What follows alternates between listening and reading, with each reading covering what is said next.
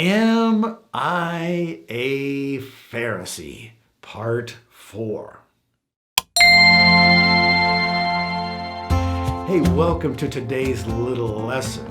And I was almost going to say my fellow Pharisees, because we have been looking at the Pharisees and we're seeing ourselves. Oh my goodness, oh my goodness, oh my goodness. But it's good. It's good for us to be honest with ourselves, to see how we're like the Pharisees so that we can not be like the Pharisees by repenting, right? Right. And so we're just working our way through Matthew chapter 23. And Jesus criticized in our last little lesson in Matthew 23, verse number 5, they do all their deeds to be noticed by men. So the Pharisee is not the pleaser of God. That's not his main drive. It's pleasing men. That makes you a Pharisee if you're more interested in pleasing men than pleasing God. And the Pharisees, Jesus specifically said they broaden their phylacteries and they lengthen the tassels of their garments. Well, these are not things any Christian's doing. We're not wearing phylacteries and we don't got tassels on our garments and so forth.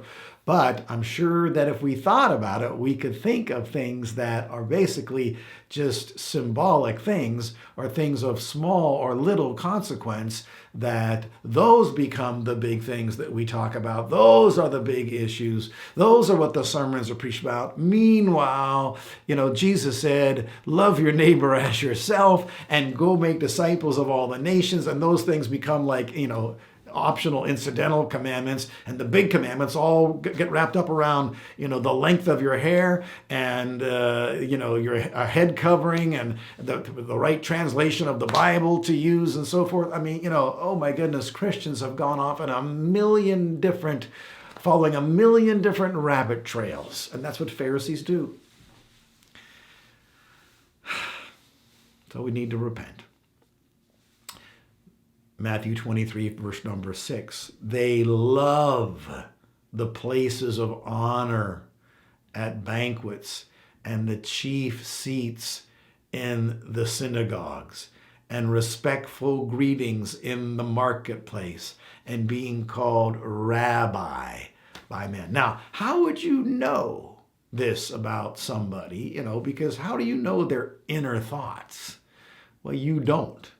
But God does, and Jesus was God, and so we don't have to question his judgments here at all. There's no doubt the Pharisees were like that, and we don't need to be looking at anybody else. Let's just take time and look at ourselves. Do I love the honor that comes with whatever it is that I do, in the Lord's kingdom? Does it get me special privilege, special place? Does it get me a respectful greeting or a title? Ooh, titles. Oh my goodness. Titles. True servants of Christ aren't into the title thing.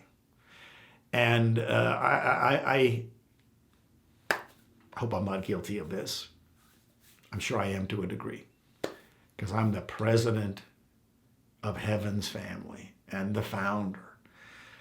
And I guess, though, to my small credit, anytime I say that, I inwardly have a resistance to it, because I realize that's absolutely meaningless. And my preference is to be thought of as a servant, and that's the highest title that God could give you. Even the great Apostle Paul, and think about it, he was the uber apostle, right? He was beyond even just your average apostle. He was a super apostle, if there was such a thing. And yet he would write his letters and say, Paul called as an apostle.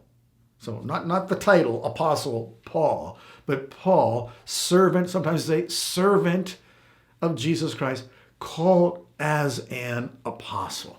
And I get a little bit concerned when we see so many folks in quote unquote ministry who are grasping at titles and even little people.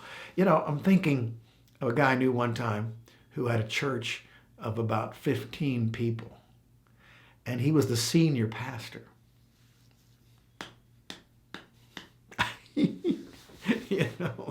The senior pastor. Well, I'd like to be the assistant pastor of that church of 15 people. See, he's trying to be something.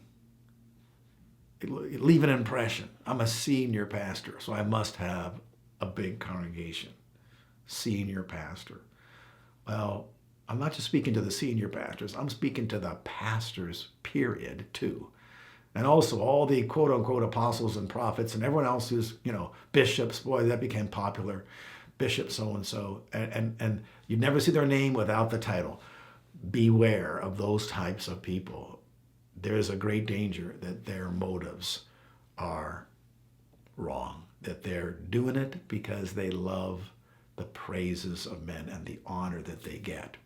Jesus has some things to say about the whole title issue, and he's speaking to his disciples about how you ought to view people, and people you might want to give titles, and then also speaking to those who might want titles for themselves. Do not call anyone on your earth father. Wow. I skipped over verse number 23, chapter 23, verse number 8. But do not be called rabbi. See, he said that the Pharisees love being called rabbi. But do not be called rabbi, that is a teacher. For one is your teacher, and you are all brothers. There it is right there. Pharisees think themselves better, put themselves above. They don't consider themselves equal, and they're always conveying that aura of superiority. Even if it's a humble superiority, it is definitely a superiority. Jesus is trying to bring us down to realizing that, we're just sinners saved by grace, and if anyone has anything, he got it from God. We're all brothers. We're all in the same family. We really only have one teacher. That's God is our teacher. And if we're learning through somebody else, it's because God has imparted something to them that they're sharing, or God has given them a gift that they're utilizing. But it all stems from God. Whew. This is important. Are you a Pharisee? Am I a Pharisee?